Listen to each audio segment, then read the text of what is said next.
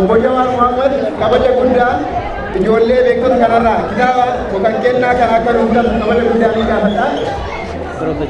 Gara waltajjii.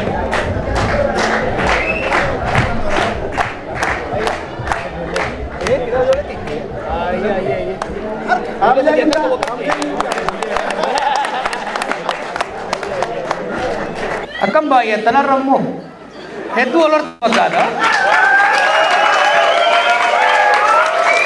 Dhugaan baana bar nama Amsterdam kana baay'atan akka argeen beekwan. Enumaa'u reefu waltajjiin eegaluu dura Amsterdam namni xiqqaa waan jiruuf marii bareedaa goonaa jee yaadaan ture. Jarmaniin dorgomuu jirtan fakkaata, lakkuu horaa jirtan fakkaata, baga heddummaatanii ammallee heddummaadha. Ayyee hunda dura baga Rabbi nagaa wal nu garsiise. Dargaggoota biyya kana dhuftaniif akkasumas jaarsoliin akka Abbaa Diillaa, Dr. Baqqalaa, Adde Maaree, amma Muhammad Ahmad illee dulloome fakkaata. Dardara ture gaafa tura dhufu Muhammad Ahmad gaafa dulloome kun. Kanaaf baga wal agarree wal argan yeroo hunda hawaasa dhaqee yeroo dubbisu inerjiin isin irraa fudhadhu. Inerjiin waa ittiin oofu, ittiin dubbadhu, ittiin falmu gara biraatiin dhuftu. Uummata irraa dhufti. Kanaaf hawaasni keenya jabaatee, tokkummaa isaa cimsatee, jaalala isaa cimsatee, babal'atee, wal dhaga'ee, wal dhageessisee waggaa akkanatti obsaan wal dhaggeeffatuu fi walii emaramu waggaa argarru hamilee guddaa nuu kennaa jechuudha. Warri online yeroo iddootti waggaa komiin dhiyeessan tokko daa'imman wacaa jedhan. An waci daa'immanii naa gaarii dhaa'u. Ijoollee dubbisaa jiru. Ijoolleen teenya, aadaa teenya, afaan keenya, eenyummaa keenya, jireenya keenya barachaa akka guddattu feenaani. Wanni manatti dhiifnuuf hin jiru. Kabiraan moo rakkoo yoo ka manatti dhiifnu taate silaa jaarsi dubbii barbaadan dhufa. Haadha manaatu manatti hafa. Isinleen dubartoonni gamisa keenya walakkaa uummata keenyaati. Isaan immoo daa'imatu waca jechuuf manatti akka hin barbaadu. Gaafa dhuftan ijoollee teessan hunda fidaa hunda waan Oromooti. Mariin ani godhu mariin as geenye hangarra ni beeytanii 2014 irraa gaafa OMN dhaabne irraa kaafne mariin as geenye town halls marii akkana maaliif hin fedhaa is real is grassroots is tangible you know yoo namooti hamma tokko Abba Madiillaatii fi Dr. Baqqalaa fi Qancooraa qofa waliin qabadhee haasa'u taate adda maree fa'aa mana dhiifnee ni taatire hin taatu. Kanaaf namni fedhe waan fedhe hafitu ijoollee fida ijoollee teenya ni guddifannaa jechuudha. Qabsoota ni dhiifna gaafa dadhabne immoo isaan dhaalchifnami. Kanaaf har'arraa dhaalchisuu waan eegalluuf ijoollee fidaa akka isinitti hin dhaga'amne wanni godhaa jirru dhugaadhaa kitaaba barreessine kitaabni achis kitaaba seenaa achi keessa agartan seenaa waliin dalayne waan ta'eef waan hedduu tarii gaafa ijoollee gaafa dhummuu gada ree jala fiiguutu yoo taateen alatti ergan siyaasaa eegalee waan hin dalage ifumatti si wajjin waan dalayne jechuudha seenaa wallooti. Hangi tokko gaminni tokko gaafa ijoollummaa waan hin keessa dabree bu'aa bahii keessa dabraa ture haala siyaasaaf hawaasummaa naannoo Dummuugaatii fi naannoo Baharsii Harargee Lixaa naannoo san ture san amma tokko tuttuquu yaaletiin jira. San caalaa garuu wanni as keessatti agartan akkamitti bika hin dandeessu Oromoon hamileen qabdu Oromoon tokkon taatu hoogganan qabdu yoomuu hin bilisoomtu jaan turan ni beeytan dargaggeessi dheengadda bishaaniin dhufta yoo taate malee warri biyya alaa kana wal qaacessaa turre mee warri zamana faaltoo keenyufaa jira Abba Sufyaan faana as jiran zamana faaltoo irraa kaafneet as turre social media fayyadamu faaltoo irraa eegalle gaafa san wanni namni keenya mana barchaattis mana taaziyaattis mana farshoottis bikka itti wal ga'e hundatti qabsoon laamshooytee waan turteef namni keenya hamilee wal buusu hamilee akka walootti akka sabaatti akka ummataatti hamileen keenya kufe collective self esteem santu hedduu na yaaddeessaa ture. Niifin akkami kana keessaa baana ka jiru qoradhe wani tokko kan kana barreessee fi Oromoon waa hedduu dalayte waggaa 50 deeman waggaa 60 deeman jaan bikarraa kaanee fi bikka amma jirru jidduu waan laaftuu miti beeka. Waan laaftuu miti. Akka barbaanneef saffisa barbaanneen deemuu baatus if duuba hin deemne nuti. Kanaaf kaleessa qoranneet sambooda haala qabatamaa ummata keenyaatiif addunyaa amma keessa jiru maali yoo dalayne ummata kana caba qalbiidha. Collapse of collective self esteem kana keessa maal baasuu qabna jenneet isin wajjin isinitti himaa waliis lolaa gaggaabii nan roobsu tokko hedduu jira mana kana keessa akkasumatti paaltook irraa eegallee dachi irra wal geenyeet dura daasporaa jaarree sochoofneet samboota ummata keenya ka biyyaa sochoofnee waliin sochoonee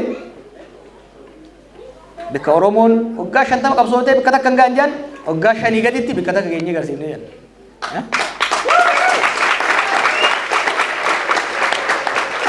Akka durarra ollaan Oromoon uumaa dalaguu hin dandeessu jedhan.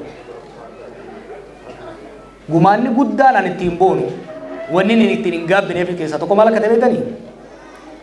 Oromoon hin dandeessu, Oromoon qabsoo hin dandeessu kajaan san Oromoon qabsoo ni dandeessii miti. Yeroo gabaabaa keessatti saffisa firaa fi diinas rifachiiseen bakka akka geessudha. Kitaaba keessatti illee tuqee jira qoosaa tokkoon isa hima. Qabsoo finiinsinee jara wayyaanii wajjin negoshee goone walii galle aangoo kan nuudhaaf jarri. Jara biyyaa yaamee jira boogaa. Dura warra biyyaa alaa kan waliin qabu yaallaan hin taane ni beeytanii. Boodarra warra biyyaa saniin awoogaa dhuftee aangoo tana ni fudhattamoo jennaan. Ati ammallee barqoosaa jaalattaa nan jedhan. Mootummaan akkana kuftii nuu keessa jira. Argu jirraa kufuun kaanee kadhadheetitti kennee bara. Warra irra xarraq jiru kan. Literally. Hin dandeenye san hunda goonet yeroo gabaabaa keessatti saffisa ajaa'ibaatiin jijjiirama fide. Caba hamilee caba qalbii san wal'aanuu dandeenye jechuudha. Was my biggest contribution and something I'm proud of. Now, ammoo maaliif kaatee dubbattaa ka jiru Oromootu bikka sanitti deebi'u jira. Saba keenya uummata keenyaatti bikka sanitti deebi'u jira. Kalee sababa laamshayina mooraa qabsoo keessatti jaarmaa qabsoo keessatti uumame irraa ka ka'e Oromoon waliin taatu. Oromoon qabsaa'uu hin dandeessu. Oromoon hin bilisoomtu jechaa turan. Oromoon jijjiirama hin fiddu. Amataa gadaa akkuma dhiitamte itti fufti. Miliyoona 50 taatee miliyoona 5 gamaa gamana dhiifamtu. Akka akkas deemaa ture gaafas akkasiimi. Har'a hoo Oromoon bulchuu hin dandeessu. Biyya ijaaramtetti kan ta'e waliin diiguu jiran. Biitii harkaa kufte Oromoon bulchuu hin danda'u ka jiru amma. Dulli bal'aan nurra gaggeeffamaa jiru alarra Oromoon bulchuu hin dandeenye. Har'a nee galle onni kun gaafan jara wajjin negoshee godhu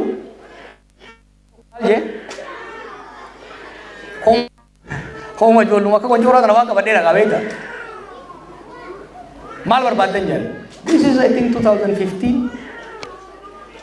Maal barbaaddan jedhan? Aangoo barbaaddan jedhan. Aangoo tam kootu maal kaabinee ta'uu barbaadda? Ministeera ta'uu barbaadda? Oromiyaa irra barbaadda? Lakki. Guddooma barbaadna. Toophii matana bulchuu barbaadna. Amma onni akkasiin qabu gaafa dardaraa sana onni ajaa'ibaatiin qabu. Aangooma barbaadna. We want the prime ministership. Biititu nu malti bulchuu qabna. Amataa gadaa dhiitamuu qabnu. Maal jedheeta? Kofleeti ati anjamaa goote jedhe. Oromoon biyyaa miti waluu bulchuuf qophii miti jedhe. Aboona geenye hanga keessan kana hayyu Oromooti miti harree dhummuu gaatu yoo dhufte ni bulchiti jeetiin itti dhaadadhe.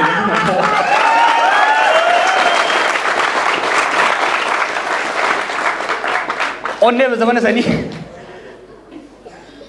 har'a waan namni san jeesan dhugoomsaniiti ijoolleen angorra jirtu aana naqaaneessanii jechuudha.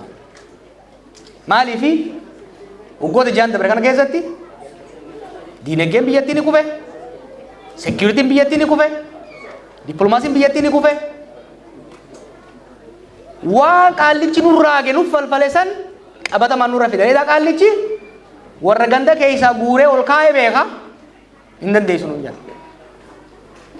Kanaaf wanni amma dubbachaa jiru wanni dalaguu deemu waliin Oromoon biyya bulchuu akka dandeessu mirkaneessuudha.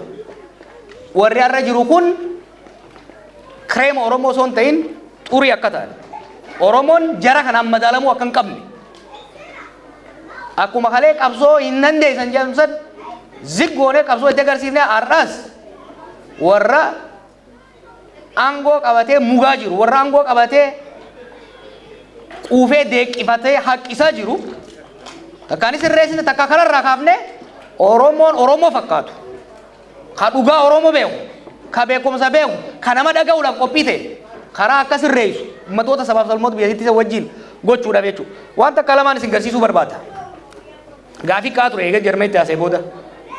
Mootummaan tun kufaa jirti, mootummaa kuffisuun barbaadu jettee wanni hin jee maali? Wannummaan dubbii ammatti na kaase maali? Ambarraa baluu piraayim ministeera ta'ee ta'uu dhabee addantaa irraan qabu wani. Ani kan hin qabsaa'e ummata kana salphina keessa baasuudhaaf. Har'a waan wayyaaneen amma 27 taate sanii waggaa 6 keessatti daaraa godhan biyya. Akkami as geenye ka jiru islaayii takkaa lama agarsiisuun barbaada. Now mootummaan tokko sirni mootummaa tokko gubbaarra hoogganaa jira. Nugusa ta'uu danda'a, amiira ta'uu danda'a, pirezidaantii ta'uu danda'a, piraayim ministeera ta'uu danda'a. Isa jalazit utubaalee aangoo jedhaniin pillars of power jennaan. Akka hubattaniif hin barbaada waan mootummaa jedhamu. Maaliif siyaasaan Oromoodha 2018 booda jijjiiramtee jirti. Hanga 2018 resistance politics keessa turre. Siyaasa qabsoodhaa, siyaasa resistance. Sirnaan lolaa turre, sirna mootummaa Itoophiyaatti lolaa turre. Mootummaan sun nu alagoomsite, nullee alagoomsine irra qabsaa'u turre. 2018tti aangoodha qabanne. Kanaafuu aangoon akkami akka dalagaydu akka hubattaniif qabxii takka lama isin kaasuu barbaada. Kanaaf wanti mootummaa jedhan, wanti biyya hagara mangist state jennuun tuni haalli isin ittiin bultu akka laaltaniin barbaada. Gubbaarra ruular takkaa'uu hoogganaa jira. Mootii ta'uu danda'a bifa adda addaatiin. Isa jala warra imaammata isaa, tarsiimoo isaa, fedhii isaa ummata gabbuusee hojiirra bu'u oolchu. Eliit kan jennuun ministeerota, jeneraalota gurguddaa, komishiinaroota kanaa jira. Isaan kun maal hoogganan? Caasaa mootummaa kan jennuun the institutions, state institution kan jennuun waan akka securityidha, economy, bureaucracy, media, diplomacy, party jechaati hedduu deema. Warruma barbaachisaa qofaan as kaa'e. Ummanni garagadii jira jechuudha. Nugusni mataa fiitiin biyya bulchu hin jiru. Nugusichi takka, pirezidantii takka, piraayim ministerichi gara ministeerota isaa, komishiinaroota isaa, jeneraalota isaatiin institution san hooggana. Institutiononni sun, jaarmaaleen suni sirnicha utuban jechuudha. Wanni agarru kun, wanni akka diinagdeedhaa, wanni akka bureaucracy, security kun utubaalee pillars of power jennaan. Utubaalee manni kun utubaa qaba beektaa corner irraa wanni qaba. Utubaan kan biraa tokkicha garuu asitti cornerii jira. Maal akka jettanii mooji. These are the corners those basically the pillars baadhatu jechuudha. Now gaafa qabsoo plan goonus kan qabannee deemne. Sirni akkasii yoo sirna abbaa irree ka ta'u taate qabsoo waggaa irra gootu qabsoo bifa lamaan godhuu dandeessa. Qabsoo hidhannootii fi qabsoo nagayaatiin deemuu dandeessa. Qabsoo hidhannoodhaa waggaa gootu riphee lolaan ummata keessaa ka'uudhaan, ummata jaaruudhaan, ummata keessatti maadheeffachuudhaan caasaalee utubaalee aangoodhaa tana jalaa ciraa deemeeti boodarra laaffisee jalaa ciree fixeeti lafaan gayaa jechuudha. Walii galla qabsoo hidhannoo akkasitti dalaga. Qabsoon qeerroon goote tokko qabsoon nagayaa hoo maali ka jiru islaayidii saniin naa dhaqe. Qabsoon qeerroo qabsoo nagayaati. Qabsoon qeerroo maali? Utubaalee aangoo kana diiguu irratti hin fuulleeffanne. Utubaalee aangoo tanaa fi addaan hiikuu irratti fuulleeffanne jechuudha. Gubbaarra jaratii pelleefii ture, sanii gad ministeerota ture, saniyaas institution adda addaati ture. Nuti maal goone duula gamaa gamanaan goonuun akka isaan waliin hubanne akka ajaajinii fi qajeelfamni isaanii wal keessa hin deemne goone jechuudha. San keessaa tokko PDO fi Tigiree wayyaanee nikaa addaan hiikuun san ture jechuudha. Nikaa addaan hiikne institution kana jechuudha. Now qabsoon qeerroo bifa kanaan deemne. If duuba gaa deebite to the original na deebi. Kana irratti ammoo gaa dhufte mootummaan normally qabsoo qeerroo dura sirni TPLF akkas ture.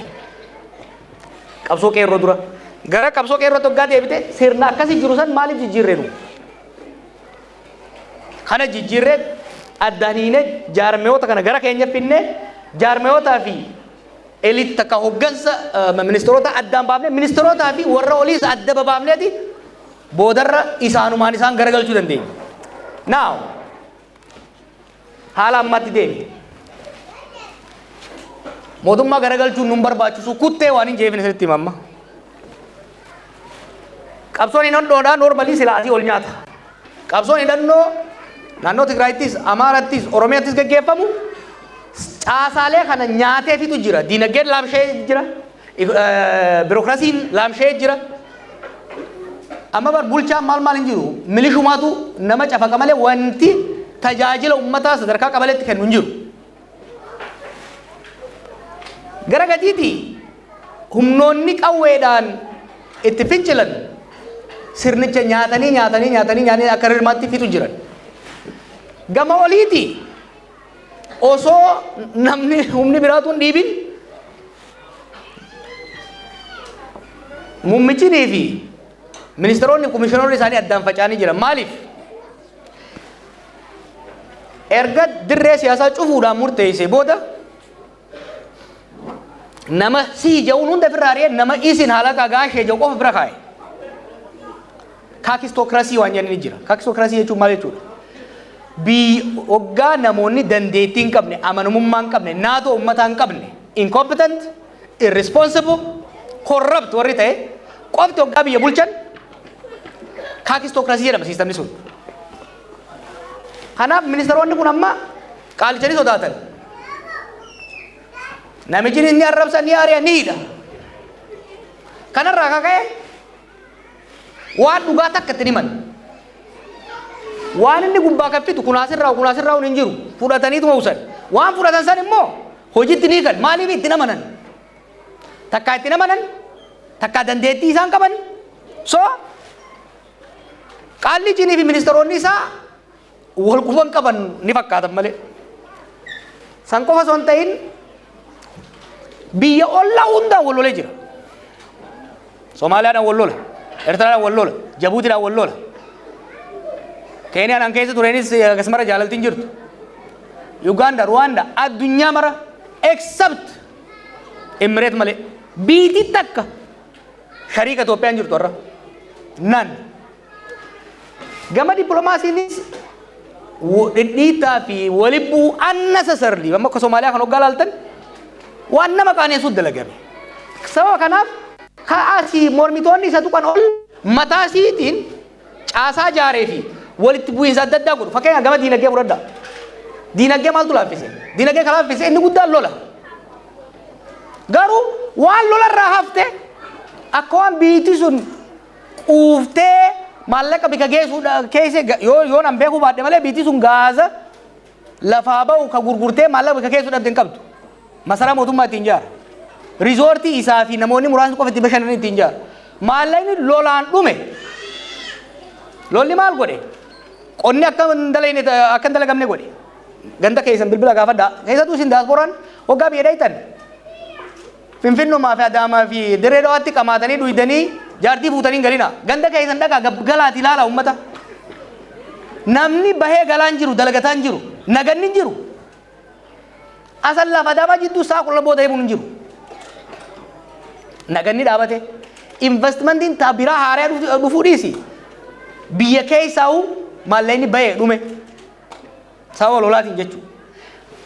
Lolli diinagdee cal godhe hanga irraa hafte xiqqashoo takka immoo qisaaseetii itti taphatu jira jechuudha. Sababa kanaaf dalagaa Abiyyii fi dalagaa mormitoota qawweedhaan lolaa jiraniitiin utubaalee aangoo inni jennuun kun yaratanii addaan babayanii addaan fofottoqanii jiranii jechuudha. Kanaaf mootummaa kuffisuu wanni jedhamu piroojeektii ta'uu hin danda'u. Kutee jira jechuudha. Sirna kute. Sirna kute kana maal inni ammaa osoo jiru? Itti dhiibnaan ni kuta. Take my word to the bank. I study this for life. Ni nu badda. It is gone. Garuu sirni ifirra kombol jee kutuu miti kun. Maaliifi biyya nyaatee fixee jira. Wanni ammoo waachaa jirru tokko maqaa keenyaan waan reefu jee. Bar kaleessa Soromoon hin bulchitu jenne hin dandeessu. Bikkaan dhaqetti an zamanaan keessattuu callise kana zamanaan nama nagayaa ta'e kana zamana diplomaasii kana nama hedduun argamu hogganoota biyya adda addaa. Waa'ee warra Itoophiyaa bulchaa kana hoggaa isaan haasayan osoon kophee tiyya keessatti if dhoyseen fedha beektaa wallahi. So embarrassing, you know.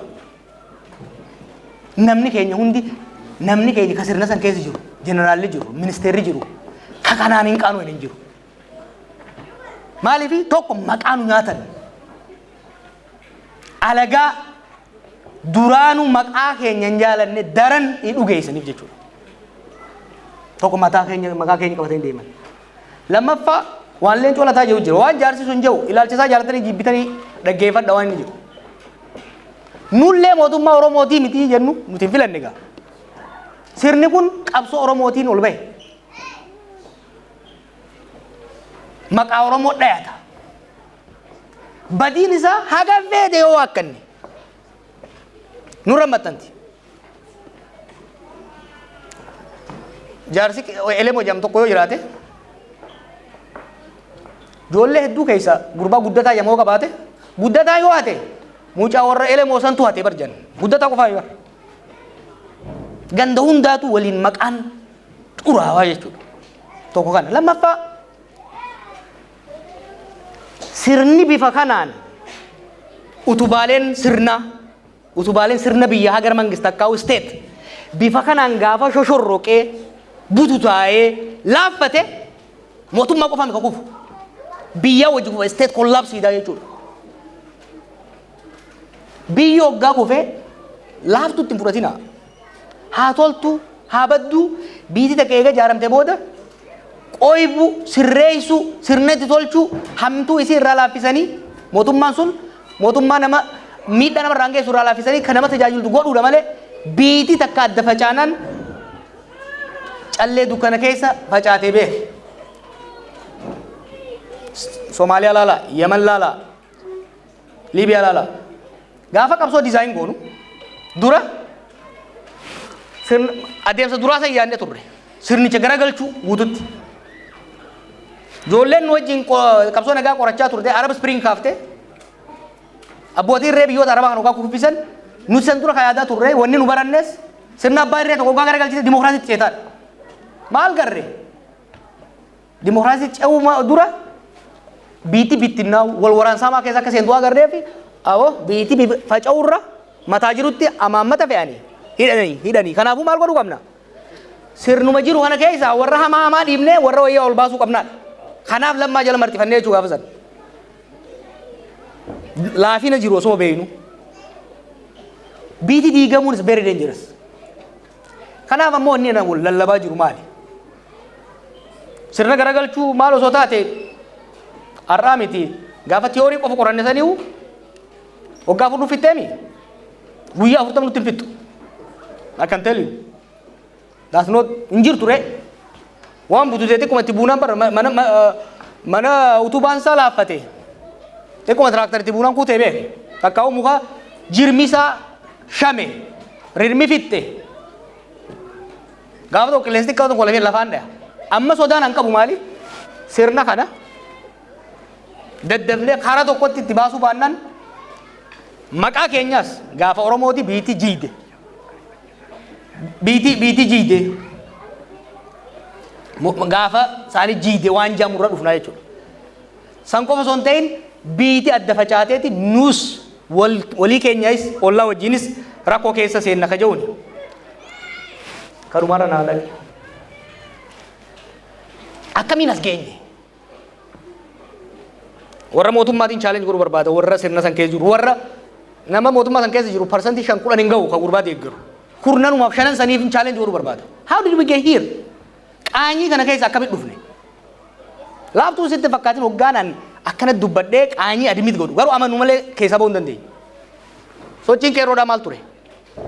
Biyya tana gara dimokiraasii ceesifne federaalizimii dhugaa haayiti Oromoo keessatti eegamu haayiti sabaa sablammoota keessatti eegamu walqixxummaan jiraatu namu naannoo ofiitti bulchee biyya waliigalaa moo qoodannee angoos qabeenyaas qoodannee wal dandeenya bullaadha. Abiin dhufe lakki karaa dimokiraasiin barbaannu sirna abbaa irree jaarre jedhe aboo taa'i biitti tun bala nu geessiti noop naatu beeka naatu sin ceesisa. Faranjii fi Arabniinis harka dhayaniif wanni hoggan Afrikaa balleessu tokko ummata fi dhiisee ala eeguudha. Kan boodoo daandii dimokiraasii nu geessu dhiisee daandii abbaa irree fudhachuun gaagama siyaasaa keessa nu seensise. Political crisis hamaa keessa nu seensise. Gaagamni siyaasaa 2019 irra kan dhufe gaafa wal lolu eegallu jechuudha. Gaafa walii iyyuu eegallu. Gaagamni siyaasaa garam nu geesse dirree siyaasaa cufuutti hoggaan seenu lolatti deemte biiti. Akkasii mi 2020 Oromiyaatti lolli ni ka'e Tigraay lolli ni ka'e. Lolli ka'uun diinagdee nyaatee jechuudha. Diinagdee biyyattii batalaq lafaan dhahe. So biitiin isaa biyyi seeyisa kan beektaa boodarra nuti dimokiraasii barbaannu hin harkanne inninis abbaa irrummaa barbaadu hin harkanne anokrasii waan jaan gallee jechuudha. Anokrasii jechuun maali? Sirna tokko yeroo ce'umsaatitti namni tokko gogalaan tokko abbaa irree gochuudhaaf yaalee abbaa irree jechuun irree qabaachuu qabdaami hawwuu qabdi gahaa miti. Abiyyarra abbaa irree laamshoodhaati jechuudha. Abbaa irree laamshoodhaati hanga feete irree nan baaseetnaan bu'aas hin qabu. Kanaaf anokrasii jechuun sirna seerri keessa hin jirre namuu mootummaan beektaa sirna akkanaatirra sirna abbaa irree dhugaadha wayya. Namni keenya manguddoon dhufanii maal naan jedhan aboo Jawaar maaluma nu fidde kaanee masgiida dhaquu dadhabne charchii dhaquu dadhabne gabayaa dhaquu dadhabne bar zamana wayyaanee nu waa hidhan malee yoo xiqqaate nagayaan baanee bobbaanee galuu dandeenya akkasuma jedhaniimi arra namni bobba'ee galuu dadhabe. Anokrasiin bikka mootummaanis to'annaa hin qabne bikka humni adda addaa biyya addaan coratee laaffisee biyya shiftoonni biyya guutan taate jechuudha. Anokrasiitti dhayne. Nutis waan nuti barbaannu dhabsiiseeti waan ifi barbaadus hanqateeti Finfinnee irratti Adaanachii fi Shimallis wajjin kantiibaa waloo ta'anii tattaa'u jiran jechuudha. Sunis amma nyaatamtee Finfinnee seenuu jirti rakkoon. Dhuma irratti very important wanni kana dubbachuu barbaadeef warri keessatti warri online jirtan akka hubattaniin barbaada. Maaltu kana fide Abiy maaltu kanatti isa geesse? Hawwii guddaadha qaba. Kitaaba keessatti toora fuula 280 irratti gartan. Ameerikaan dhufee walii haasoyne. Profeesoroota kan wajjin warra wajjin dalaguu wajjinis ni ilaalle. Hin taatu hin jeenati. Maaliif hawwii guddaa qaba? Hawwii aangoo guddaadha qaba. Abjuudha qaba. Karooran qabu. Tarsiimoon qabu. Beekumsa uumamaatis taate. Tabarnoota takkaata muuxannoodha. Hin qabu ture. Walin madaalle. Hawwiin isaatii fi hanqinni hoggansaa inni qabu walii dhufeeti biyyattii balaa hamtuu tana keessa geessee jechuudha. Ana biyyi irraa dhuunfaan rakkoon qabu. Garuu Oromoodhaafis Itoophiyaadhaafis sabaaf sablammootaafis gaanfa Afrikaatiif balaa hamaa akka fide ammallee balaa hamaa daran hammeessaa akka deemaa jiru hunda caalaa Abiy. Namoonni naannoo isaa jiran ka gorfaman sirraan hanga tokko ni jiran. Ka barachuu danda'an ni jiran. Inni garuu namni bara amajjaa keessatti wayyaa deemuu danda'uu qaba. From day to day amma faa kophaasa biyya gubattee taa'u jirtu inni jidduutti addoolaa takka jaarratee bashannanuu barbaada. Kun ta'uu hin danda'u. Dhaamsi an uummata Oromootiif qabu. I want you to have discussion. Salphanne salphina hama keessa jirra. Salphanne biyya salphisu jira. Kun waa'ee nama tokko waa'ee nama lama waa'ee kaanii miti. Mari'annee akkamitti as keessa seenne akkamitti keessaa baana nama tokko jecha sabni guddaan kun qaanaya nama tokko jecha biitii guddoon tun biitiin nooyti kana keessattuu warri naannoo san jiran gaafachuu danda'uu qaba. Maaliif tanaan hin fixa? Qondaala isaanii tokko harkeetiin ture gaaf tokko. Waan amma isinitti himu kana keessa ittumaan himaa ture beek. Maal jedhan waan isin jedhan kan naan jedhe akkamitti mootummaa Oromoodhaa kana kuffifnaa naan jedhe. Booda ga'een jeen mootummaan kun muka kana yoo ta'e mana kiyya dura mukaa jira. Rirmi isaa nyaatee qilleensi kuffisuudha yoo deeme nyaatee jira kufuuf deeme. Hanga tokko akka amma anis godhaa ture gamaa gamanaa baallaa tokko muka tokko miccinaanutti goonee dhaabnee tursiisuu dandeenya. Gaafa tokko garuu qilleensi ni dhufa. Qilleensi gaafa dhufe mana keetirra fideeti ijoollee teetii fi sillee gaddaafa.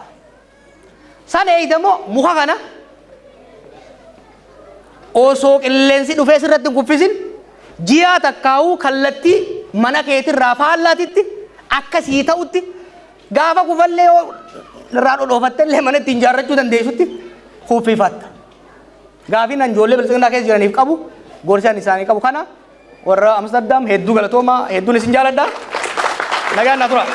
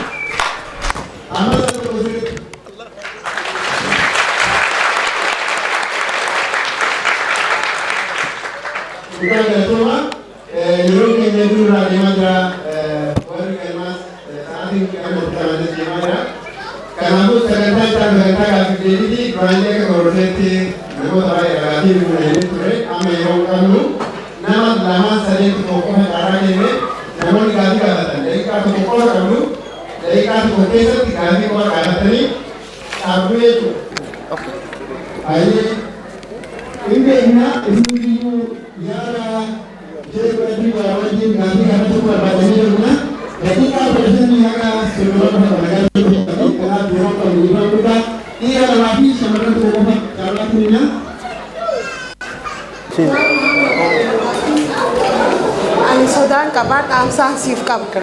Arjuu guyyaa Jawaar Mahammad rabbii iji Afrikaa sanitti hin deebiin gaafa ati hidhaa seentee si wajjin mana keessa teenyeeti si wajjin mana hidhaa turre. Suma wajjin hidhamnee ture rabbii keenyaan nu beekaa. Qilleensa Afrikaa sanirra deddeebiin Jawaar Mahammad yoo achi deebitee ati waa taate Oromoon dillituun akka jiruudhaan duutee beeka. Rabbii iji Afrikaa keessa abadeen hin deebiin Jawaar. Jechaan anarra siinjee kana mataa keessa qaban akkanuma siinjee fedha rabbi si haa eegu.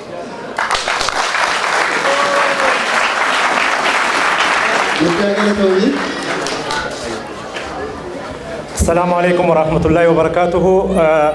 Hawasa Netherland baga walagarree ani baqataa Oromoo biyya Kaayiroo keessatti waggaa 9 ol miidhamaa ture amma biyya Beeljiim qubadhee guyyaa addaa carraa argadhee nama waggaa hedduuf maskootii televiziyoonaa ilaalaa ture afoo dhaabbadhee gaafii gaafachuu kee hedduutti gammada. Gaafiin ani qabu waa'ee OMN'ti. OMN'n miidiyaa qabsoo Oromoo si waliin harka qabattee agarteetiniin bakka kanaan geette yeroo ibsa irratti baasan hedduu takka garaan nu dhukkube. Kanaaf jecha miidiyaa san akka harka keetitti deebi'ee taankiin kee sibira akka dhuka'u garanaan gaafii akka ilma Oromoo tokkotti si gaafadhaa sin jedha. Itti aansuudhaan akkuma reefsi tuquu ture rakkoo baqataa Kaayiroo ati abbaa kennaa abbaa Oromoo maraati.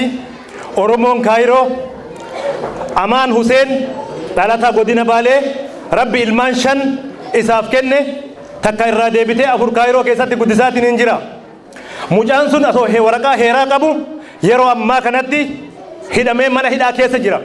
Kanaaf nama kanaaf akka sagalee nuu taatu akkasuma baqataan Oromoo walitti bu'iinsa mootummaa Itoophiyaatii fi waa'ee laga Abbaay waan gaafa Kaayiroo dhufte atuyyuu taate mataan kee ni beekta waan taateef rakkoo baqataa Oromoo haga dandeetteen warroota wal qunnamtuun akka sagalee nuu taatuuf kabajaadhaan isin gaafadhaa.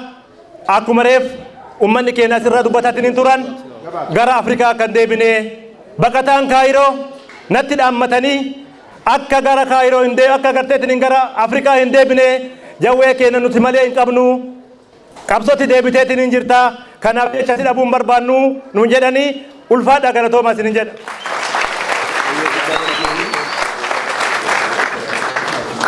Waliigalteen biyyaalessaa osoo hin xumuramini ijaarsi dhaabbilee yookiin jaarmiyaa milkeessuu danda'ama kan jedhudha gaafiin tokkoffaa.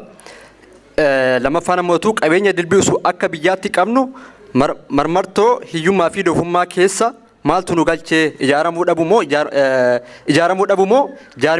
ijaaramuu biyyattiiti kan jedhu gaafiin lammaffaan.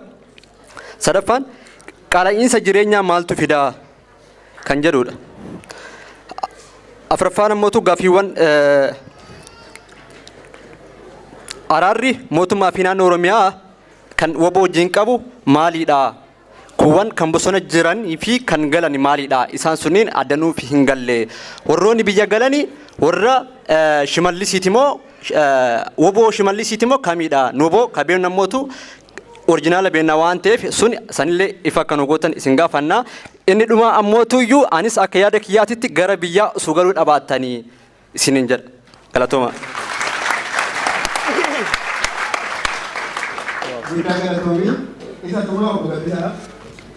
Waan biraallee baay'ee dubbachuun barbaade akkuma obboleettiin teenya reefu jettee gaafa ati mana hidhaa turte waan nuti taane Oromoon biyya alaa jirtu taate rabbuma samii fi dachii uumetu beeka. Sana chubattiin dhiisaa keessaahuu nama keessummaadha nu keessatti argame. Dr. Lilii Jamaal gaafa keessattuu isin dadhabdanii qoonqoon haalli keessan haala gaaga'amaa keessa ture warra isinii wajjin makiinaa wajjin hospitaala dhaqee isin tajaajilaa ture isii fi daraartuu tulluutiif ilmaan Oromoo hundinuu kabajaa fi jaalala isaaniif qabnu akka tokko akka naannooyitanii Ililli Jamaal nuuf jiraadhu umrii nuuf dheeradhu horii nuuf buli galatoomna. Dhaamsuma xinnaa tokkoon si dabarsuu barbaada. Akkuma tureef jecha namtichi Oromoo salphisee biyyaa salphisee keessattuu Oromoo nu salphisee onnagiidha nuti gara kaaniin Tigireen nurratti duulti Amaaraan nurratti duulti namtichi nurratti duula kufaatii daangaan qabne keessa turre ammas keessa jirra. Kanin jechuu barbaade namtichi silaahuu beekumsan qabu dheengadde kitaaba ati barreessite warra jimaa qama'utu barreessee jee sunis tuffiin uummata Oromootiif qabu warra jimaa qama'u karuu ati farsoo dhuydee barreessite madammarii keessan takkaa ijaanuun argine isaa gubatu Harargee fi Arsii Oromiyaa keessatti argine malee nama bitatuun argine ifsirreessii jennu jennaan asumanni dhagaya.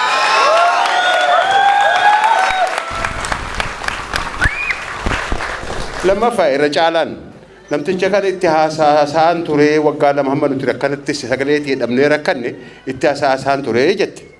Ammallee itti deebi yoo caraa argatte karumatee heenu ummata dhiiraa ka biyya Itoophiyaa daawwachuudhaaf dhufe harka qabatee isaa safargii qubeetti keeyyate qubee san bakka isiin geettee sin beeynu namticha Arabaa ka fuudhe yoo namtichi bal'aa miti karaarra deema isuma qabatee deema amma dheengadda ka Faransaadhaa ka namni warri hin jirru ka biyya tanaa ka waliin waggaa dheeraa turre waati isaat nuun joo maali kunii nuun jaan wanni isaatis nu galuu diddee beechee diplomaasii eeggadhu sila uumaan beektu xinno sanumallee taatu baradhu nama keessummaa si bira dhufte ummatan salphisinii kaan ammoo morma jala seentee morman dhungatinii nu jiiti daruutti ni yaadara.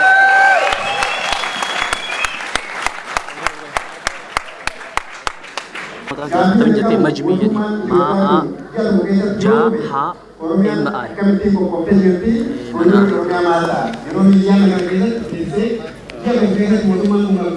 lebih sudah baik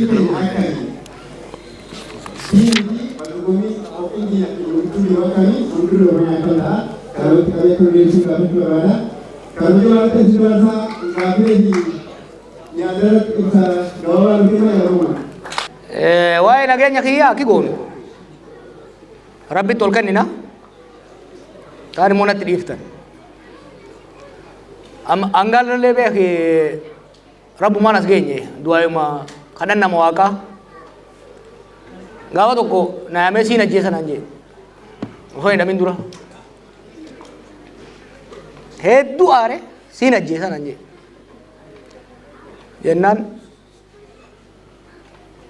eega bar wanni yebooda siin ajjeesaa jennaan awoo ani ilma sila taati ayyoon tiyya Goorgisi Sheekh Hussein warra adabbayyii bikkan dhayne hin qabdu gar hedduudhaan eeganii nan gutteessuu hin dandeessu.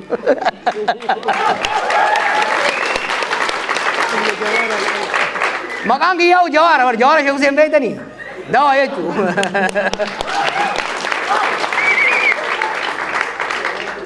Dhuga lubbuun abbaan eeyne amatan eeyne du'a sodaannee garuu du'a sodaannee lubbuu oguma haxxiffatanuu nama keessaa baatu jecha saba kana qaanii keessatti hin dhiifnu kaleellee hin dhiifne ammallee hin dhiifnu sagaltuuna malee deesa noo rabbiin asiin naga'e I believe ummata kanaa wajjin hariiroo dhugaa qabna. Paaltook irraa kaasii gaafa ijoollummaa irraa kaasii wal lolaa wal arrabsaa wal falataa dhugaa walii himaas geenye. Waggaa lamaan har'aa waggaan as dhufe wal lolaa turreemi. Waan isin barbaaddan jechuun hin danda'an ture. No yeroo sanitti waan hin jeefin qaba ni beeku waggaa lamaan dabre kan waan hin hojjedhe naaf beeka. Time was important. Yeroo sanitti osoo hin cuwaa jee rakkoo dhufaa waan amma sosodaatan tokko tokko ni uumama ture. San bira dabarre amma. Now wanni godhamu ni jira jechuudha. Kau emen, anu emen osoo hidhamin duran keessaa bahe. Gorsa kennu gargaaru malee. Maaliif ijaarame tokko ijaarte ilmaa waggaa inni ama 18 ta'e booda goojjoo ijaarteefiti haaloo dhoofteef irraa baafta. Daayinaamik ta'uu danda'uudha qaba miidiyaan kamuu. Lubbuu itti guraa ijaarame siyaasaas haa ta'u. Jaarmaa miidiyaas haa ta'u jaarmaa kamuu yeroo wajjin iffooyyeessaa yoo hin deemne ni kufa. Kaampanii footoo warri dur kaaftan abbaa dilla footoo dur hin kaatame. Waan Kodak jedhan tokko beektanii ka footoo ittiin kaasan. If jijjiiruu dadhabee kaameraan ijoolleen bililii dhuftee wanni fiilmii sun badee irraa Kodak gara kana jira namni beeku hin jiru. Ameerikaa kaampanii Blockbuster jedhamu tokko ture. Fiilmii isarraa kireeffannaa turre. Warri Netflix kun dhufeeti milee xiqqaa takkaan nurraa biti jedhanii ni didan. Netflix irraa fuudheeti wanniin Blockbuster awwaalame jechuudha. Miidiyaan kamuu jaarmeenii kamuu if haaromsee deemuu baannaan ni du'a. Waan du'aa deemu immoo lubbuutti dheeressuun sirrii miti. Kanaaf yoo of jijjiiruu danda'e miidiyaan kamuu ambar miidiyaa OMN bar qabeenya kiyyaaf hin jaarre. Qabsoodhaaf jaarre. Qabsoo san fayyade yeroo sanitti. Qabsoo ammaatii wajji jijjiiruu yoo danda'uudha qabaa jechuudha. Yoo ka danda'u taate isinis ni gargaartan. Waan isin fayyadne hin gargaarin aboo. Waanuma ta'e waan isin wajjin waan quuqaa sirraan buqqaafne hin gargaarin jaarmaa siyaasaa haa ta'u gaarii jaarmaa miidiyaas turraan numa kufa. Isin fuudhee kufaa jechuudha. Kanaaf har'as taanaan jaarmeeniif jijjiiruu barbaadan jaarmaa siyaasaas ta'ee jaarmeenii OMN. Kiyyaame keessanii bar.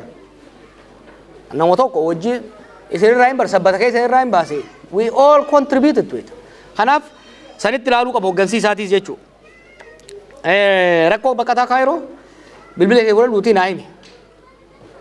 Gama dandeenyuun gama hundaan ni goona naa himi gama saniin asirra haasa'uun ni hin qabu. Waa'ee maraammartoo hiyyummaa keessa maaltu nu galche? Islaayidii san karee fuusan mee osoo naa bante buqqaafti na fakkaata. Maalin jee abii sirna abbaa irree ijaaruudha deemuuni gaagama siyaasaa fide political crisis fide. Political crisisiin tuni deemtee wal waraansa nu seensifte. Wal waraansi kufaatii diinagdee fide. Wanni sadeen kun addan bayan politics, security and economy are inseparable.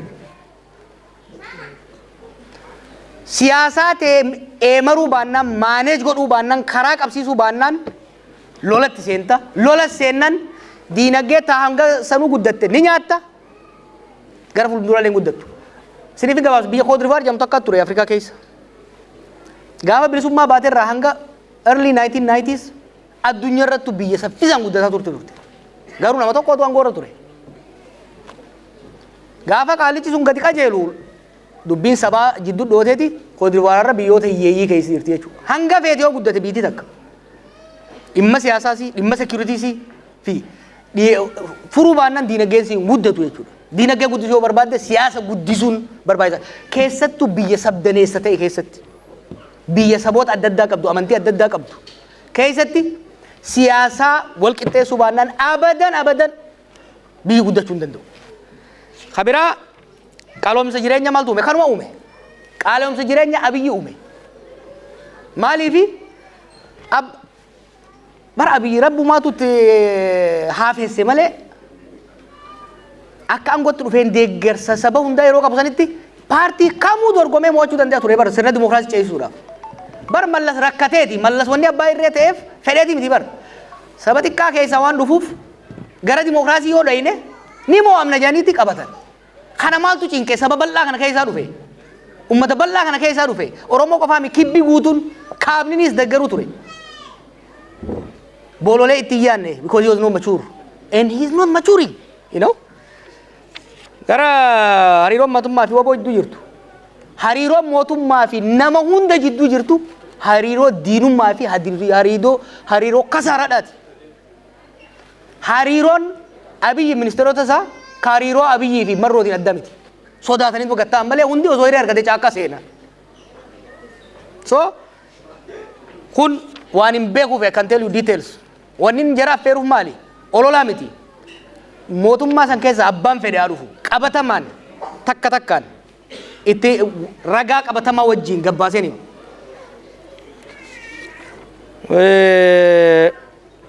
nama jaarte moo kophaa fiida? An kophaa mul'adha takka kophaa fiigee hin beeku. Nama waggaa ol baafte akka ishee taati shimbiraan nyaata.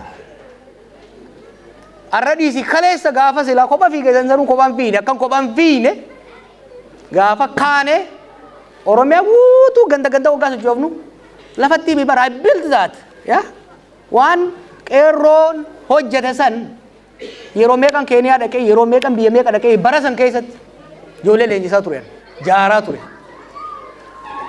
Gaafa Singapore baradhu irraa kaasee hanga Ameerikaa jiru hanga paaspoora kiyyan irraa fudhatanitti every year Itoophiyaan deeman ture qorannoodhaaf jedhee niin qoradha niin leenjisa niin jaara.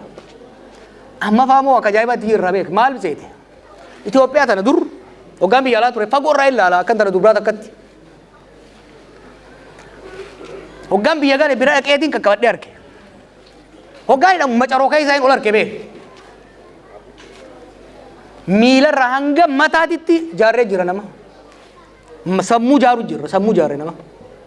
Waan tokko amma yoo akkana godhan warra kaan isin irraa fudhata. An biyyaan nu harkaa diigamaa sodaadha malee amma booda kabalanii nu harkaa fuudhanii yaadinaa sun. We have built. An kanii yaadda'u fardaan nu jala du'aadha malee fardarraa nu kaasanii jallaa buufnee tolaa qajeelaa irra keenyaadha malee argumentiin jiru san hin yaadina. Kan hoggaan jiru yeroo hunda Oromootu Prime Minister ta'ee itti fufuu jechuu miti. No, we don't have to, we don't need to. Sirna dimookiraasii keessatti uummanni lakkoo isaa wayyaba.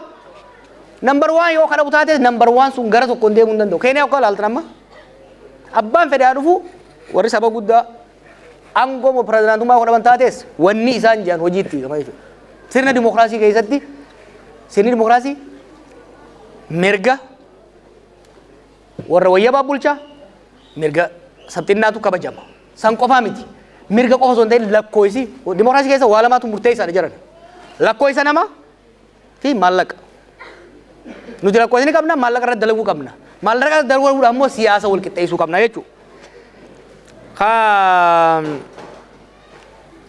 Namichi Oromoo salphisuu kan jettaniif ambar waggaa lamaan duraa qofaame waggaa afran duraatu haa balleessu. Nama dalagu balleessa. Namni badiirraan baratu. Namni hin bilchaatu. Nama waggaan gorra bohaare'a. Mucaan kun Oromoo keessaa bahe. Akkasin isin jechaa ture yeroo haa kenninuufi siree jalatti haa qabnu. Ummata usaa arraddaatiidha isaa oofa. Usaa waamee qobsine. San dhiisi lola biyya eega galchee boodaas. Okay harkumaa taate. Gargaarree irraa qaqqabnee waan hojjenne details gara fuuldura dubbii eega dabartee booda malee osoo deemtu barreessuun iccitii baasu taati. Lola godhamaa kaabaan godhamaa ture san akka dhaabbatuuf waan godhame. Waan xiqqaa miti jechuudha. Ammas maraamartoo san keessa bahuu diduudhaan itti hammaatetti itti sharafteewu itti sharaf. He's not maturing, he's getting worse. Waa'ee beekumsaa irratti tanaan isinii fixa. Beekuu dhabuu isaa qofa miti. Jibba beekumsaa qaba. Waggoota shanan kana keessatti waan godhaa inni ture keessa qabsoo waggaa 50 xureessuu xiqqeessuu Galaasaan gaaf tokko osoo an argu mataa akka lafa qabate. Waggaa 40 maal gootanii jee waggaan inni godhu. Walgahii cufaa irratti. Galaasaan hoggana best nu barbaanne ta'uu dhabuu danda'a. Leencoo ta'uu dhabuu danda'a. Daawud ta'uu dhabuu danda'a. Garuu isaanirraa magarre bar. Tuffiin inni qabsoo Oromootii qabu. Tuffiin inni jibbii inni qabsoo Oromootii qabu. Aga jaarmeetti akka mootummaatti gadi buute. Nu dhaga'uu didee bar. Warri wayyaanee nu dhaga'uu didee. Inni dhaga'uu didee balad deema. Biyya san keessatti Oromoo tuffachaa, Oromoo xiqqeessan no one tolfatee hin jiraatu. Dhuga qabna, haqa qabna bar. Kabiraa beekumsa. Waan amma isaan haasayan mucaan amma Shimallis kunis isarraa dhaga'ee wayyaa bar beekumsaanis ni caalama Shimallis isa. Nin beekaa I know both of them. Isaan jallisee malee nama waayis hojjechuu danda'u. I know him. I spent 6 months gaafa inni dura dhufe. Amma inni illee isarraa barateeti naqamtee dhaqee ummata lolli ama shandaaraa godhe jidduutti ummata hayyuun meeqa keessaa baatee hayyuun meeqa keessaa galaafatamte jidduu taa'eeti hayyootni Oromoo maaliin godhan? Oromoon bar jara kana asiin ga'uudhaaf kakkanaa kana bareedaa akkanaa kana guddaa akkanaa kana meeqaatu daaraa ta'e bar. The few we have 1980s keessatti yeroo Oromoon waldaa qorannoo Oromoo dhaabdu Maamada Saffaa Jaalataffaa xiqqaa tokko turan warra du'a Qayshibbirii fi gammoojjii Somaaliitti irraa hafe nama xiqqaa tokkotu jaaree saniin knowledge production beekumsaan alatti beekumsi oomishamuudha qaba haqaaramuudha qaba raabsamuudha qaba uummatatti wanti beekumsa irratti hin ijaaramne amma dheengadda waa tokko bareedin ture afaan Amaaraatiin Lee Kuan Yew wanni Singapore faarsan Singapore biyya sammuun ijaaramte beeka Cambridge barateeti tiimni inni fidate hunda top achievers China nama guddataa jirtu kun paartii seenuudhaaf qormaataan dabarta. Biyya guddatte tamiu yoo laaltan biyya tan amma biyya Neezerlaand tan sammuu jaaree bar biyyi tun bishaan ni jirtiimi maal jaa? I think Holland rabbii jaare Neezerlaand immoo Dachii jaare jani sammuudhaan jaaran bishaan kana jidduutti jechuudha. Biyyi beekumsaan jaarama. Beekumsa kam goota? Karaa bisii kan barnootaan gabbifatta. Yoo dhabde immoo nama beekuu dhaggeeffatta. Hin beekuu maaltu balleessa? Jeneraaloonni meeshaa jiran kun isa jira amma biraan ture. Tuffii inni jeneraalota kanaa qabu. Harka qabanii guddisan. Isa dura guyyaa tokko waraana tokko ganeen beeku guyyaa tokko saglii tokko ganeen beeku. Tuffiin inni jara kanaa qabu. Qondaalota obbiduu amma durii kana. Haga feene ajibbinu muuxannoodha qaban. Tokko ofitti hin dhiyeessu girmaa laafaa isa bira jiru tokko malee isaa hunda ga'u. None. Oromo and Ethiopia deserves better. Crisis akkanaa dhiisi biitummaa wal qixxaateewu beekumsa tuffachaa beekumsa dheeffaa ijaaramuu hin danda'u jechuudha. Kana wanni hin jedhu maali? Isa xiqqeessu maaliif miti? I used to tell him this in person. Amma garuu dhaamsi dhumaa asirratti immoo an du'eetiin bada malee aarsaan uummanni kun amma 50 godhe biiti carraa meeqa qabdu hiree meeqa qabdu saban maraatummaa nama tokkootiin hin diigamtu jechuudha. Uummanni keenyas hin salphatu. Kaleessa bar abaawoon nu dhalche. Ni atattanii gaafan abaawoo irratti qeeqee barreesse. Abbaan kiyya abaawoodhaan. Akaakoon kiyya lola sooraa keessa ture. Jaarmana dhalchee keessa guddadhe kaniin qeeqee nop abaawoon qaramee jira kanaaf bira dabarree sochii bira uumuu qabna gaafin jee maaliif jibbarraa miti. sababa qabsoon Oromoo laamshoftee hamileen Oromoo waan cabeef gara fuuldura deemuu qabnaadha. Ammas taanaan qeenyaan mootummaa irratti gurbaa kana irratti illee kaasuu waan biraati miti. Sababa isaa kana caalaa biitii laaffatuun qabdu wanni ani isin gorsu sabaan walitti hin bu'ina. Ammoo inni isaan barbaadan kalee biyya Oromoon biyya diiguu deemti jedhaniiti Amaara wajjin nuuf Tigree cafaqan. Arrammoo aangoo isin irraa fudhatu deeman jedhaniiti Oromoo keessa seenanii aangoon fudhatamtu hin jirtu biitiin hin jirtu gaafa inni kuteetti gaafa inni turetti. Kanaaf Amaara wal garaagarummaa guddaa qabna. Wal falmii guddaa qabna. Falmiin kun itti fufa. Gadoos walirraa qabna. Garuu Rabbi wal bira nu uume. Rabbi wal keessa nu uume. Akka biyya tokkotti ta'uu baatu akka ollaatti waliin buluun dirqama. Jibbaan keessattuu aangoo qabatanii Oromoon bikka gaafa barbaadan Oromoo wajji dhayan gaafa barbaadan immoo Orma jalaa itti dhokatan ta'uu hin dandeessu. Isinillee kana yayyaminaan jaa galatooma ulfaadha.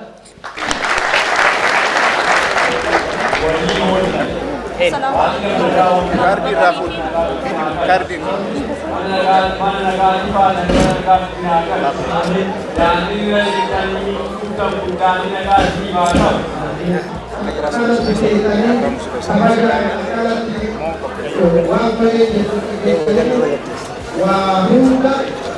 Sami. Abdi. Kita periksa. Karar.